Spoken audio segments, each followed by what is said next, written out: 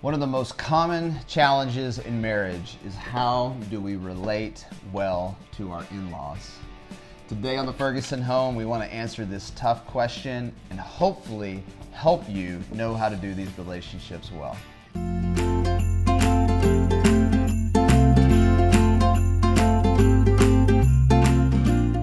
Welcome to the Ferguson Home. This week we're tackling a question that is hard. We probably should have actually prepped our parents, you think? I feel like we should pause this and go call them, but we're going to tackle this question. How do we relate well to our in-laws? So go, Keith. Go. Well, before we dive into that, if you've not yet subscribed to our channel, we appreciate you subscribing and leaving us comments, and always remember to share these videos if they're helpful to you, or maybe if you want to share it with your in-laws. I was going to just say, maybe we tag an in-law today. I found a video for you. No, we want to talk about just the ups and downs, challenges that come as you relate to your parents, and then because you've married somebody to their parents, which we call in-laws, which is kind of a weird phrase for talking about that group of people. Yeah. But my mother-in-law lives with us here in our house, and so obviously we work through this all the time. And my parents, that are Barie's in-laws, you know, they live a few hours away, and they're here often, and we see them and go to their house, and so this is something that we have to navigate all the time. For full transparency, his in-law is probably listening to everything we say. Is she going to come out while we shoot this my video? My in-laws will probably be watching this, so just so you know, everything we say is going to be vetted by our in-laws. So and they'll probably be the ones they'll be the ones that comment the most. Yeah. No, that's not how it works. So, but we do hear this often from people who will share with us, and they'll say, you know, I'm really struggling with my mother-in-law or father-in-law and trying to figure out how to navigate that relationship. It's really wrecking our marriage, and so it's impacting the grandkids and all of that. And then you've got blended families where you have your parents are divorced and remarried, and then you've got multiple sets of parents and trying to figure out who do you spend holidays with, or the grandkids go to, and all of that. And so anyway, there's just so many variations of this conversation, but we just want to give you a few principles that have helped us navigate these relationships. And right now, you know, our relationships are going well with our parents, and that's why we're doing the video right now. And our in-laws, and doesn't mean we haven't had rocky moments. We for sure have, you know. But by God's grace, we're doing well, and just want to share some insights with you. Yeah, let's go. And these are in no particular order, so these are totally random thoughts. So the first is you want to really press into relationship. You know, you want to remember that your in-laws are people, and that they have thoughts and feelings and perspectives about everything going on. And so just it's really hard to have hard conversations if you don't have relationships, and that relational bridge is built. And so that just involves spending time together. One of the things that Barie says all the time is, especially I think in the in-law relationship, you have to believe the best about their heart. And even though there's maybe sometimes they do something or say something that it is offensive or bothers you or whatever, it's like, again, this relationship is important. We always say, like, we're always going to be family. It's always going to be there. And so trying to figure out how do we press into the relationship. Yeah, we really learned that from your mom. I feel like she's been a good role model in that, of just even in the hard seasons of relationships and families, to go back to, but we're family and we're there for each other. And so you just kind of have that stake in the ground, like we're not going anywhere. So for better or for worse, we're going to work this out. And I think you're trying to win points with my mom for that. Hey, The second is you've got to have healthy boundaries. So at the same time, so these two values kind of compete with each other, and let's just talk about them for a minute. At the same time, you want to press into a relationship. You also have to have boundaries. And what do we mean by that? I think we mean, like, you have to say, this is our time, these are our rules, these are the things we do as a family, and we definitely want to keep the relationship going and you know, have you involved in what we're doing. But you also have to just kind of have explicit conversations about what are the boundaries, you know? Yeah, and you need to recognize that you're different people. And so your choices, it's not like a right or wrong way. It's different. And so, you know, part of that is recognizing there's different boundaries that the grandparents have with the kids and what they allow them to do. We were laughing about this last night in our small group. than what you as parents can have as boundaries. Because if you let your kids do all the stuff that they do at grandparents' house at your home, it's going to be complete chaos because you have to deal with that every day, right? Mm-hmm. But grandparents have already put in the hard time of having to be the rule keeper for a lot of years. And so now in the season of being a grandparent, they don't want that. And I get that. Mm-hmm. Is it frustrating? Yes. When you have to, get your kids back from being with grandparents. And they have to go on sugar detox. Oh, yeah. So you pay a price for sure, but it's worth it. And I understand it, that there's different. But then do you honor the other person when you're with your kids? So if you're with your grandkids, honor their parents by not saying, oh, I can't believe they do it this way or whatever. Honor them and respect their boundaries. And the same thing for you as parents. Don't talk bad about, and that'll get into another point later, but don't down the grandparents and how they do things with your kids. Just recognize it's different, and that's okay. Yeah. So that's a huge topic, and we just want to encourage every couple has got to talk through those boundaries about the way that you parent and grandparent, but also just boundaries about what things you speak into, don't speak into, boundaries about how much time you spend together. And we always encourage couples to have date night, and so there's just certain things where it's like, hey, these are parental decisions, these are not grandparent decisions, or these are grandparent decisions, not parental. So like just having all those conversations, and conflict's going to come in this relationship, and so we just need to acknowledge it will. The big, like these next few points really has to do with how we handle that conflict, and a high value for Barie and I, and this just comes, I think, from a lot of ministry pain too, is to have hard conversations directly with the person. And that's just not how we're wired. Because those conversations are hard, we would much rather talk around a person than to talk to a person. And so you think about that in an in-law relationship, and it's just easier to get together with your friends and say, oh, well, my mother-in-law, father-in-law, whatever did this. Can you believe my in-laws did this or whatever? And that's an easier conversation because you get a lot of sympathy from your friends. Oh, I can't believe that. Than it is to talk directly to your in-laws and say, hey, when you said this, when you did this, it hurt, and I need to have this conversation with you. So that's a hard conversation to have, but it's so necessary if we go back to point one and say the relationship is really important. Yeah, it's worth it, but it is super uncomfortable. And there have been moments in our marriage when we've sat down with my mom and your parents that have been super uncomfortable. Difficult, highly emotional. Oh my gosh. I would rather have done anything. I'd rather scrub toilets than have to sit down and have those conversations. But it's so worth it because, like we were saying, that we feel like our relationships with our parents are so healthy right now. But you have to put a lot of fight in that game to make it healthy. Yeah, for sure. And Ephesians 4 talks about this, about how we speak to one another and how we relate to each other. When it says in verse 31, "Let all bitterness, anger, wrath, shouting, and slander be removed from you, along with all malice. And be kind and compassionate to one another."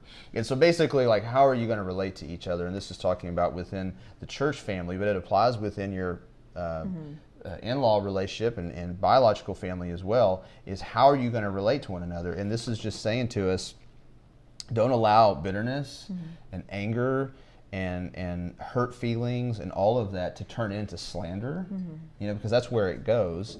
But instead, what it says is be kind and compassionate. You say, well, how can I do that? Because, Keith, Barie, you don't know my story. You don't know what my in-laws said or what they did or how they hurt me or what they did to my children or whatever. Like, you've got some kind of scenario that's really hurtful.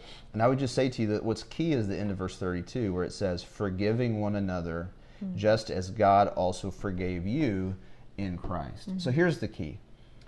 You can't have a relationship with God if it wasn't for forgiveness. You can't. And the same is true as far as your relationship with your family. Like we say this all the time in marriage, you can't stay married if you don't know how to forgive. You just can't. And so it would be the same with your in-laws. Like, that's just going to happen. You're going to hurt each other. You're going to say something to them that hurts them. They're going to say something to you that hurts you. And it's like, you've got to be willing to forgive because you know how much you've been forgiven by God.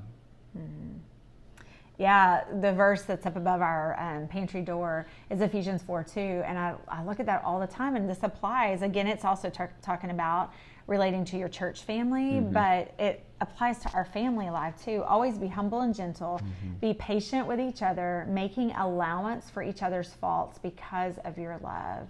And so always be humble and gentle, and that humility of realizing that we're not always right either, and we want to be shown the same amount of grace that we're willing to show. And also your kids are watching, and so if you're going to choose to go hardcore and not forgive in-law for something that they said or did that offended you, you just know that at one point as your kids grow up, they're catching what you're teaching, and you're communicating something, and your heart would be devastated if your kids grow up and get married and do the same thing. So I'd always say, remember, your kids are watching you. They're watching how you honor your parents. They're watching how you honor your in-laws. They're watching how you use your words. And one day, we're going to be in that spot of it being an in-law and being a parent of a grown adult child. And what do we want that relationship to look like? So yeah, for sure. Yeah, and one of the key things that we want to say as far as modeling this for your kids is what you say about your in-laws in front of your children.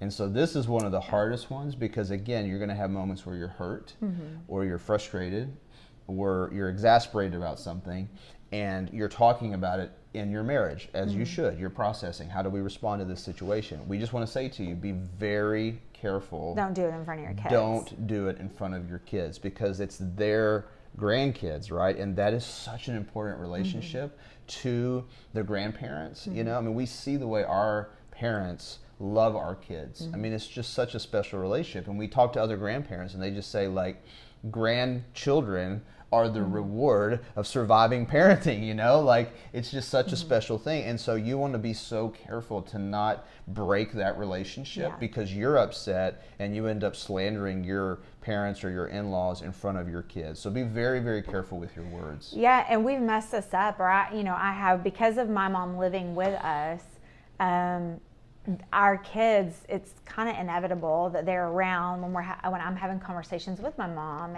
and so I see this play out because I have had to get, say a couple things sometimes about her. She has high anxiety and fear about the kids getting hurt, and so I have to stop her in front of the kids. Well, now we have to fight the battle of our kids not taking her seriously because they've heard me say things to her in front of, where they think, oh, well, mom doesn't take her seriously about safety stuff or whatever. So we haven't done this right, or at least I haven't. I have to confess that. And it causes challenges later on. So the easiest way to fight against that is to just really fight hard to keep your comments close to you and not in front of the children. Yeah. Yeah. And part of that is knowing, as you're trying to resolve conflict with your in-laws, and we see parents, our peers, mess this up one of two directions. One is they never talk to their in-laws about, and they just carry all this hurt and bitterness, so they don't have the conversations they need to have. But we also see our friends who get upset over every little small thing. It's like in other words, the in-laws can't do anything right, and everything turns into a huge fight. And we just think neither one of those is correct. Like the means of grace in that relationship with your parents and your in-laws is to say, there's a number of things you just need to overlook. Like you just need to forgive and not even bring up. You just need to move on, right? But then there's things that are big enough, like they're causing major rifts and conflict, where you say, hey, can we sit down and have a conversation about this? But you always say, which I think is so good, make sure your heart is in the right place before you have that conversation. Talk about that a little bit. Yeah, because so often we want to immediately talk about something, but our real goal is to hurt the person. Well, they've hurt us, and so I'm going to I know, and especially if it's family, you know how to wound them. You know exactly the angle to take that will hurt the most. And so we tend to go there because we want to hurt back, right? And that's not going to ever work towards building peace and unity in the relationship, right? And they're going to be able to sniff out your real intentions. So I would say to stop first and make sure that your heart with the Lord is like, I really want there to be health in this relationship, but there's a barrier right now because I can't get over this without us sitting down and talking about it. So as long as you are clear that when you're ready to sit down, hey, my aim in sitting down and having this hard conversation is that I really love you and I want this relationship to be strong and healthy. Do it from a pure heart. Yeah, that's really good. And I think the final thing we just say is you might be watching this and you hear all this wisdom and recommendations and things we're saying that you should do, and you're thinking, yeah, I've done all that and the relationship is still broken. And that's possible. And I think we would say, even if you do all these things, we still would encourage you to pray, like to really take this issue to the Lord. Because like Barie said, you want to honor your parents and your in-laws. That doesn't mean as an adult you do everything they say. We've already talked about that, but it means your tone, your attitude is one of honor to them and respect. But when you're having these conflicts that are not going well, you obey 1 Peter, which says, cast your cares on the Lord because he cares for you. That you're going to trust the Lord with this concern and just rest in him. Say, God, I'm frustrated with this relationship. I'm broken in it. I don't know what to do. I've tried all these things and I don't know how to repair it. And to just cast it at the Lord's feet and ask him to move, and he will. Yeah. Yeah. And I think I want to speak specifically to the mother-in-law, daughter-in-law relationship, because that is such a tender, tricky relationship that requires a lot of intentionality. And this is what I always say when I'm processing through Keith's mom, that there are so many characteristics that I love about Keith that I know came from his mom, right? And I know that the man he is today and the one I fell in love with, that she played a large part in raising him. And so no matter if we disagree about other stuff throughout the years, and we have, like, I can honor her because I love her son, and I know she played a part in him becoming the man he is. And so I think as you're a daughter-in-law, to remember that and to honor that you don't just marry your spouse and then just disregard any input that your mother-in-law played in him. And then you take all the credit, because that's not true or accurate, you know? And so, and I would think, and then I want to say too, to mother-in-laws out there, that the best thing you could be for your daughter-in-law is her cheerleader. I don't think it's your role to try to fix her or to mold her into the person you are, because you're obviously different people.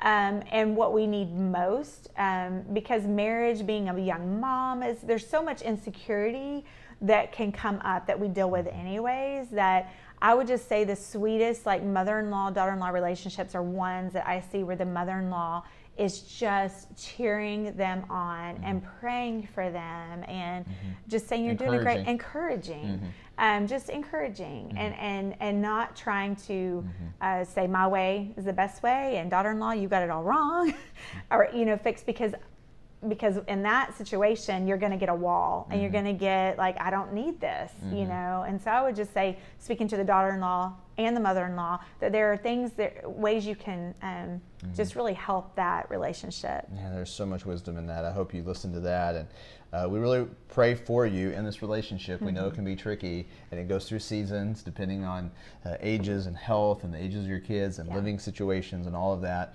But I would just say, too, one of the things that we've learned as our kids have gotten older, I think there's some things when our big kids, our oldest is 16 now, when he was small, that we were like hyper vigilant on as parents. And I think part of it too is just recognize when your grandparents and your in-laws, when kind of what Barie said, when your kids are new parents, they're going to have all these things that are different than the way you did it.